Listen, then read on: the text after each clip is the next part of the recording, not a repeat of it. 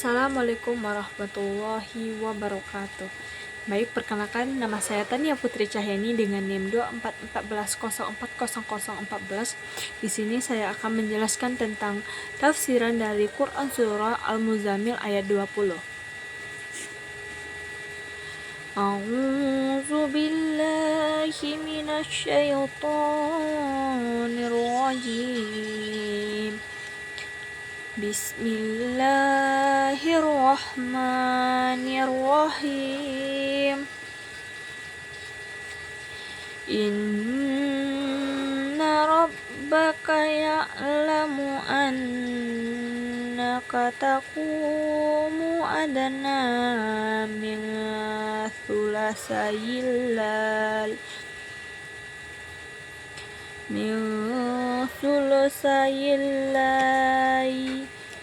liwa isfahu wa sulusahu wa ta'ifatum minal ladzina ma'ak wallahu yuqaddirul laila wan nahar alima allan tuhsuhu fataba alaikum faqra'u ma tayassara minal Qur'an alima sayakunu minkum marada wa akharuna yadribuna fil ardi yabtaguna min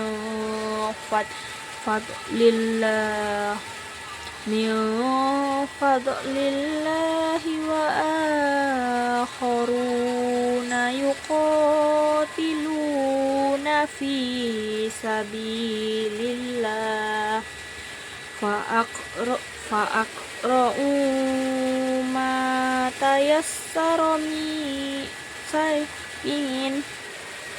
wa aqimus sholata wa atuz zakata wa aqridullaha qardan hasana wa ma tuqaddimu li anfusikum min khairin tajidunu indallahi wa huwa khairan wa a'zama ajra wastaghfirullaha innallaha ghafurur rahim, yang artinya, sesungguhnya Tuhanmu mengetahui bahwa engkau Muhammad berdiri sholat kurang dari 2/3 malam, atau 1/2 malam, atau 1/3, dan demikian pula segolongan dari orang-orang yang bersamamu. Allah menetapkan ukuran malam dan siang. Allah mengetahui bahwa kamu tidak dapat menentukan batas-batas waktu itu, maka Dia memberi keringanan kepadamu. Karena itu bacalah apa yang mudah bagimu dari Al-Quran. Dia mengetahui bahwa akan ada di antara kamu orang-orang yang sakit dan yang lain berjalan di bumi mencari sebagian karunia Allah, dan yang lain berperang di jalan Allah. Maka bacalah apa yang mudah bagimu dari Al-Quran dan laksanakanlah sholat, tunaikanlah zakat, dan berikanlah pinjaman kepada Allah pinjaman yang baik. Kebaikan apa saja yang kamu perbuat untuk dirimu, niscaya kamu akan memperoleh balasannya di sisi Allah sebagai balasan yang paling baik dan yang paling besar pahalanya. Dan mohonlah ampunan kepada Allah, sungguh Allah Maha Pengasih dan Maha Penyayang. Shadaqallahul azim. Selanjutnya saya akan menjelaskan tentang asbabun nuzul dari Quran surah Al-Muzammil ayat 20, yaitu yang dimana berdasarkan sahih dalam kitab-kitab tafsir seperti Ibnu Katsir At-Tabari, Al-Qurtubi, dan riwayat Aisyah. Dalam Quran surah Al-Muzammil ayat 20, ayat ini menjelaskan bahwa Allah mengetahui Nabi Muhammad SAW adalah dan para sahabat bangun untuk sholat malam dalam waktu yang panjang. Sebagian dari mereka lelah, sibuk, dan mencari nafkah atau berjihad. Maka Allah meringankanlah kewajiban sholat malam tidak lagi wajib tetapi sunnah. Makanya itulah penjelasan dari turunnya Quran surah Al-Muzammil ayat 20. Asbabun nuzul dari Quran surah Al-Muzammil ayat 20 yaitu sebab turunnya. Yang pertama, sholat malam awalnya diwajibkan selama setahun. Terdapat dalam riwayat sahih dari Aisyah bahwa ketika turun awal surah Al-Muzammil ayat 1-4, sholat malam ini diwajibkan kepada Nabi SAW dan para sahabatnya. Mereka bangun hampir setengah malam, atau 2/3 malam, atau 1/3 malam, sesuai dengan perintah Allah. Mereka melakukan ini selama 1 tahun, dan kemudian para sahabat merasa berat. Mereka kelelahan, tidak bisa istirahat dengan cukup, dan juga ada yang harus bekerja di siang hari. Selanjutnya Allah menurunkan Quran surah Al-Muzammil ayat 20 sebagai keringanan, di mana menurut riwayat dari Aisyah yaitu yang menjelaskan Allah mewakili qiyamul laili pada awal surat ini selama 1 tahun, hingga kaki mereka bengkak. Lalu Allah menurunkan ayat penutup surat ini ayat 20, sehingga qiyamul lail menjadi sunnah, yaitu inti dari sebab turunnya itu para sahabat ini terbebani oleh kewajiban qiyamul lail. Karena maka Allah menurunkan ayat 20 untuk menghapuskan kewajiban itu dan menjadikannya ringan serta fleksibel. Selanjutnya, Allah ini juga mengetahui kondisi manusia. Jadi di dalam surat ini disebutkan alasan penting lainnya. Yang pertama, mereka itu ada yang sakit, ada yang berpergian, ada yang berjihad, dan ada yang bekerja keras untuk mencari nafkah.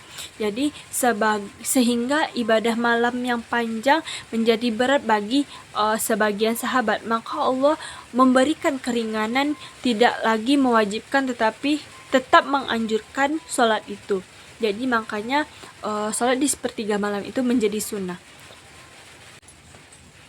Selanjutnya saya akan menjelaskan tentang nilai pendidikan yang dapat diambil dari Quran surah Al-Muzammil ayat 20. Yang pertama, tetap pendidikan tentang kesungguhan dan kedisiplinan. Yaitu ayat ini menunjukkan bahwa Nabi dan para sahabat sangat bersungguh-sungguh dan melaksanakan qiyamul lail. Hal ini menjadi contoh pendidik bahwa kesungguhan, kedisiplinan, dan komitmen sangat penting untuk mencapai tujuan apapun, termasuk dalam belajar dan bekerja.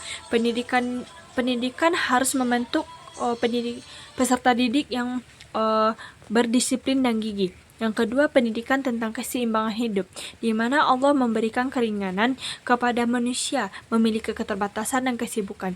Ini mengajarkan bahwa pendidikan perlu memperhatikan keseimbangan antara aktivitas fisik, mental, spiritual, dan kebutuhan hidup. Jadi, belajar tidak boleh sampai melelahkan dan mengabaikan kesehatan dan tanggung jawab lainnya. Selanjutnya, yang ketiga ada pendidikan tentang toleransi, yaitu terhadap perbedaan kemampuan. Dari ayat ini memerintahkan membaca Al-Quran itu sesuai kemampuan. Ini menunjukkan prinsip yang penting bahwa setiap peserta didik itu memiliki kemampuan yang berbeda-beda.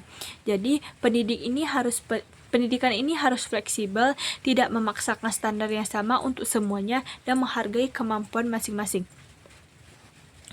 Yang keempat adalah nilai empati dan kepedulian, di mana Allah menyebutkan orang yang sakit bekerja maupun berjihad ini menunjukkan bahwa Islam itu sangat memahami kondisi manusia. Dalam pendidikan, guru atau pendidik harus memiliki empati, memahami kondisi peserta didik serta tidak memberikan tuntunan yang berlebihan. Yang kelima ada pendidikan tentang tanggung jawab, yaitu walaupun diberikan keringanan atas ibadah malamnya, Allah tetap memerintahkan kewajiban lainnya seperti sholat, zakat, dan kebaikan. Ini menanamkan nilai bahwa manusia itu tetap bertanggung jawab terhadap tugas-tugas pokoknya, serta peserta didik ini harus belajar memilah kewajiban utama dalam hidup. Yang keenam yaitu motivasi berbuat baik. Dalam ayat ini menegaskan bahwa setiap kebaikan akan dibalas oleh Allah Subhanahu wa taala. Ini memberikan motivasi edukatif bahwa usaha itu tidak akan sia-sia dalam pendidikan. Siswa harus diajarkan bahwa kerja keras, kejujuran, kebaikan akan berdampak positif pada masa depan mereka. Selanjutnya ada pendidikan tentang keringanan dan tidak memaksa. Di sini Allah menginginkan manusia itu tidak menginginkan manusia itu terbebani. Tetapi ini sejalan dengan prinsip pendidikan modern, yaitu proses belajar harus menghindari tekanan yang melemahkan, yaitu memberikan ruang istirahat dan tidak memaksakan sesuatu di luar kemampuan peserta didik. Terus yang terakhir ada pendidikan spiritual yang humanis, yaitu ayat ini menyeimbangkan ibadah dengan realitas kehidupan. Bekerja, bepergian, sakit, ini adalah menjadi contoh bahwa pendidikan Islam itu sangat humanis, moderat, dan memperhatikan kondisi manusia, bukan keras atau memaksa, tetapi mengajarkan untuk bisa menjalankan. Mungkin itu penjelasan dari saya. Jika ada kata-kata saya yang salah, mohon dimaafkan. Billahi taufiq wal hidayah. Assalamualaikum warahmatullahi wabarakatuh.